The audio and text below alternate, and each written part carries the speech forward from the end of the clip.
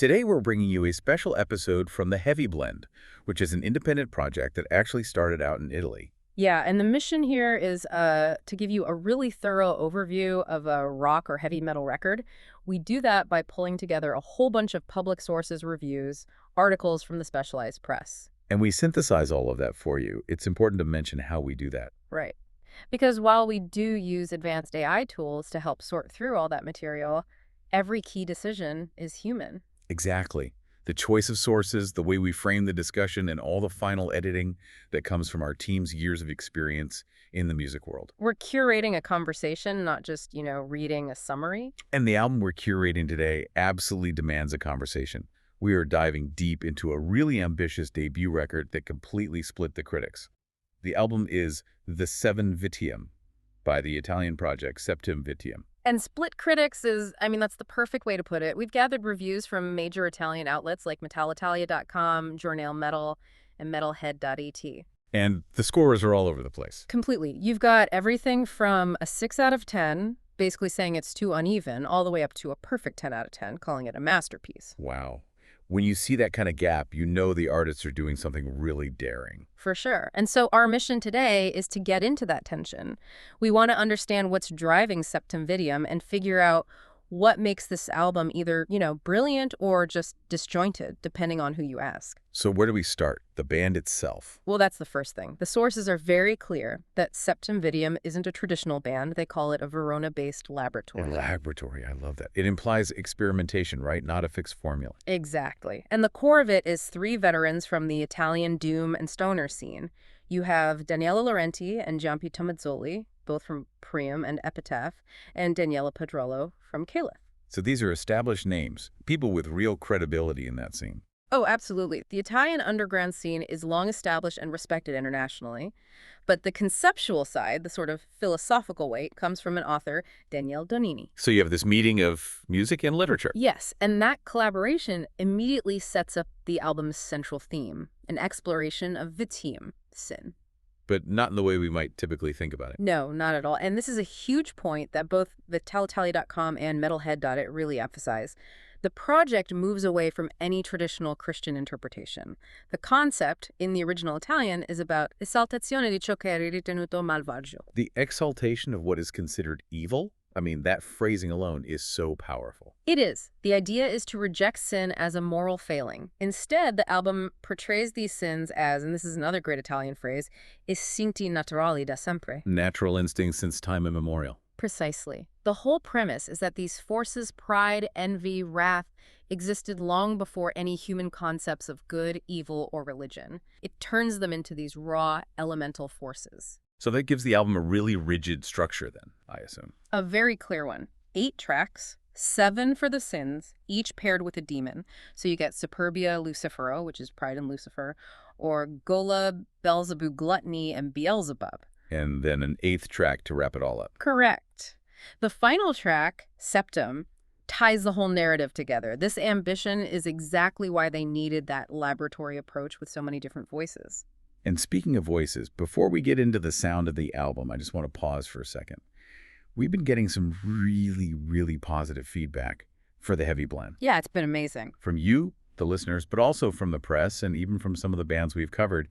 It just shows there's a real hunger for this kind of in-depth analysis. So sincerely, thank you. It's so gratifying, and that kind of credibility, it's something we see reflected right here on this record. How so? Well, the sources talk about the album's choral nature, and the guest list proves it. It's not just a few friends, it's a who's who of the Italian dark and doom scene. Okay, so who are we talking about? I mean, it's a galaxy of talent. You have Joe Ferraro from Cultus Sanguine, John Goldfinch of L'Impero delle Ombre, and this is a big one, Sandra Silver. Her work with Paul Chain and Tony Tiers is legendary. Wow, okay. Then there's Alessandro Trinity Berziani, Dario Vicariato, and even the author, Daniele Domini, makes his vocal debut on the record. So this project is built on the shoulders of the entire Italian dark tradition. It is, and that tradition feeds right into this really eclectic mix of genres. Right. What are we hearing musically? It's all over the map, stylistically. The sources point to doom, dark wave, dark rock, new wave, synth, even some progressive metal. It's intentionally complex. Sounds like it. Jonah Mellow Metal has a great line about it. They say the goal isn't just to be dark, but to evoke imagini vivide, vivid images, even if the atmosphere is, and I love this quote, blacker than a midnight new moon. So it's cinematic. The music is trying to match the theatrical concept. Yeah. Which I guess brings us to the tracks themselves. Some of them were universally praised, right? They were. Two in particular, Superbia Lucifero and Ira Aman, are where everyone agrees the formula just clicks. And why is that? What makes Superbia work so well? According to metalitalia.com, it's where the formula settles. It has this perfect balance of doom texture and that occult, almost sacral atmosphere. Metalist. It loved the vocal performance, and Metalhead. It called it poetic and intense. It's like the blueprint for what the album could be. Okay, and Ira Wrath. That one is all about tension and drama. Its power really comes from the narration by Sandra Silver. Metalhead, it said her performance was at maximum levels. Narration. So spoken word. And that right there is the fault line. The album's reliance on recitation is the exact point where the reviews diverge from 10 out of 10 to 6 out of 10. So for the fans, the theatricality is a huge plus. A massive plus. Metalhead. For example, loved it. On Gola Belzebu, they called Daniele Danini's recitation fabulous and unsettling, especially with the pagan choirs behind him. And they also praised the final track, Septum. They did. They said Sandra Silver's declamation on that track, Smella ogni mistero, unveils every mystery. Exactly. It brings this sense of wisdom and closure to the whole thing. For them, it was the perfect ending. But for metalitalia.com, those same moments were the problem. The exact same moments. They argued that the momenti più declamati e sussurrati, the most declaimed and whispered parts, actually broke the album's musical cohesion. How so? What's an example? They point to the track Accidia Belphegor, that's Sloth. They said the search for expressive theatrical vocals just, quote, speaks the cohesion. It's like the performance was so focused on being dramatic that it became disconnected from the music. Okay, I can see that. And they had a similar issue with Lusoria Osmodio, the Lust track, right? That was their prime example. It has these cool electronic elements from Alessandro Trinity Bersiani, but the review said they were smorzit. Dampened. Dampened, yeah. By a vocal delivery they called forced and charged. So instead of the drama lifting the music, it kind of smothered it. The instrumental ideas just couldn't breathe. It's a classic balancing act, isn't it? Concept versus execution. It is. But it's not like the whole album is like that. Even the critics pointed out that NVIDIA Leviathan Envy was different. How's that one different? It's much more intimate, more like a dark singer-songwriter track. It uses these classic guitar arpeggios, and it lets the music speak with a bit more restraint. It shows they could pull back when they wanted to. So the radical variation in delivery, singing, whispering, declaiming, that's the source of the polarization. That is the absolute heart of it. Which brings us to the final synthesis. Let's start with that low score. Metalitalia.com's 6 out of 10.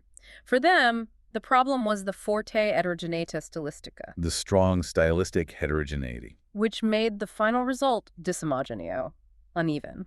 They said the album was more fascinating in its intention than in its risa, the actual execution. They respected the ambition, but didn't think the final product held together. Exactly. But then you have Janelle Metal giving it a 9 out of 10 and calling it a capolavoro, a masterpiece. And Metalhead, it went all the way to 10 out of 10, calling it pazzesco. Which means crazy in the best possible sense. And the review connected to Metalis. It called it spiazzante, profondo, disorienting, and profound. For them, the unevenness wasn't a flaw, it was a feature. The dissonance was part of the art. It was artistic courage. So, after looking at all these sources, what's the definitive takeaway on Septum Vitium? What's the final word? The final word is this.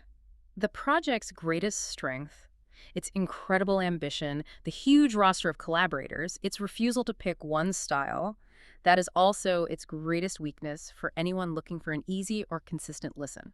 So it's almost like the album is a test for the listener. Absolutely. The consensus, even from the lower scoring reviews, is that this is a work that demands un ascolto attento e approfondito. Careful and in-depth listening. It was never meant for a casual spin. So did it succeed? It absolutely succeeded in its objective. Septum Vitium posed a serious artistic challenge to the scene. It created a demanding, profound, and completely non-banal piece of work. It has undeniably fulfilled its mission. What an incredible debut. The ambition is just off the charts. To use all these different styles to challenge ideas of power and dogma, and to reclaim the seven sins as these raw, natural forces. It's a true statement piece, the kind of art that will be debated for a long time to come. And that final thought really is for you, the listener. As you think about this deep dive into the seven sins, we'd love for you to share your thoughts on the Heavy Blend platform. We have a few questions. First, when you listen to a concept album like VII Vitium, what do you prioritize? Is it the conceptual ambition, the intensity, even if it leads to some stylistic unevenness? Second question. Almost all the critics agreed this album is ostico difficult or challenging. Do you think a masterpiece should be immediately accessible, or is complexity sometimes necessary for profound art? And finally, from this whole journey, what stands out to you as the most potent track? Let us know in the comments on the Heavy Blend platform. Thank you for joining us for this deep dive into Septum Vitium. We'll see you for the next deep dive. I wasn't lying, I wasn't sure.